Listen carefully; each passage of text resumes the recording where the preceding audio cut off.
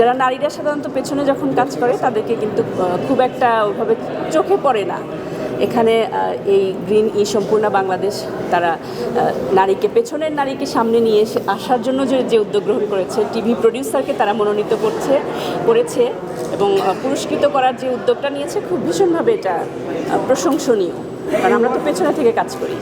যে কোনো কাজের স্বীকৃতি কিন্তু একজন মানুষকে, সেটা নারী পুরুষ নির্বিশেষে, যে কোনো কাজের পুরস্কার সবার জন্য অনুপ্রেরণার। আমরা যে কাজগুলো করছি সেক্ষেত্রে এই অনুপ্রেরণার যে স্বীকৃতিটা আসবে আমার কাজের জন্য, আমার দায়িত্বটা সেখানে কিন্তু আরও বেড়ে যাবে। আমি আরও ভালো কাজ করার চেষ্টা করব। আমি মূলত আমাকে যে কাজের জন্য এখানে স্বীকৃত যে দেওয়ার ব্যাপারটা তৈরি হয়েছে সেটা হচ্ছে আমি নারীদেরকে নিয়ে অনেক বিশাল একটা প্ল্যাটফর্মে কাজ করি। আমার প্রোগ্রামের নাম লেডিস ক্লাব। নেক্সাস টেলিভিশনে প্রতিদিনের একটা অনুষ্ঠান হয়, নারীদেরকে নিয়ে একটা অনুষ্ঠান হয়। সেই প্রোগ্রামটা আমার নিজের করা প্ল্যানিং।